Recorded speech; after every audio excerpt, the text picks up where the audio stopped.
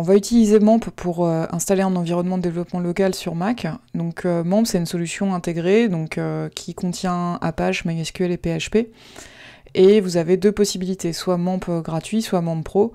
Donc MAMP Pro, vous avez une interface graphique en fait pour gérer des hôtes virtuels, etc. Donc c'est pas vraiment obligatoire. On peut très bien développer avec la version de MAMP Pro de MAMP gratuite. Alors, je vais télécharger MAMP ici. Donc je prends la dernière version, ce qui me permettra de bénéficier des dernières versions de PHP, c'est le plus important. Voilà, donc vous le téléchargez. Donc une fois que vous avez téléchargé votre package, vous allez procéder à l'installation. Donc vous suivez les étapes qui vous sont proposées sans trop vous poser de questions, il n'y a pas vraiment de réglages à avoir.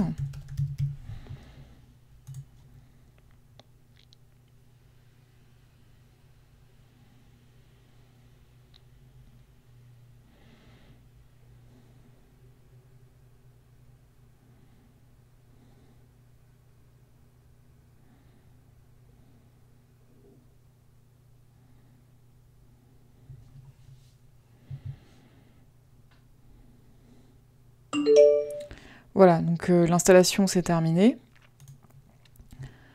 Vous pouvez placer dans la corbeille l'installateur, ça pose pas de problème.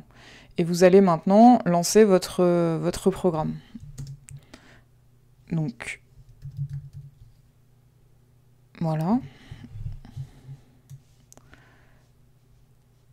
Donc vous avez une petite fenêtre au démarrage ici, qui vous montre en fait les états des serveurs. Donc Apache et MySQL ne sont pas démarrés, donc je vais démarrer mes serveurs.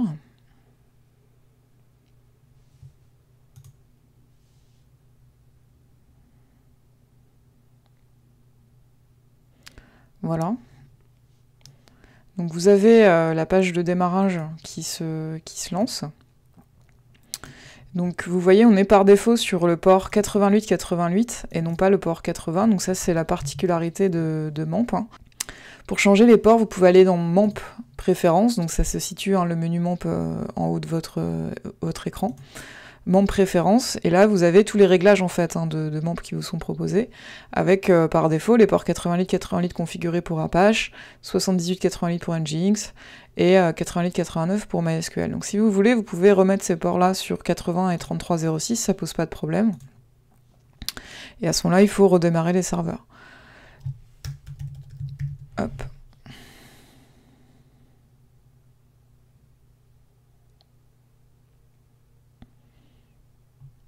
Voilà, donc une fois que c'est redémarré, vous voyez, j'arrive bien ici sur l'adresse localhost et j'ai plus de port 88 dans ma barre d'adresse. Donc c'est souvent un petit peu plus commode de travailler avec le port 80, donc c'est à vous de voir si vous voulez faire ce changement. Vous avez ici un fichier PHP info qui vous donne la version de PHP qui est utilisée actuellement, donc 7.2.1, donc ça c'est exactement ce qu'on veut pour notre application Laravel, donc il n'y a pas de problème avec ça. Vous pouvez voir aussi tous les modules qui sont préinstallés, donc on voit qu'on en a beaucoup, et que, en gros, vous avez tout ce qu'il vous faut pour pouvoir coder l'application Laravel. Ensuite, vous avez une interface PHP MyAdmin qui vous est proposée pour pouvoir créer vos bases de données. Voilà. Donc le répertoire racine, il se trouve dans le Finder de votre application.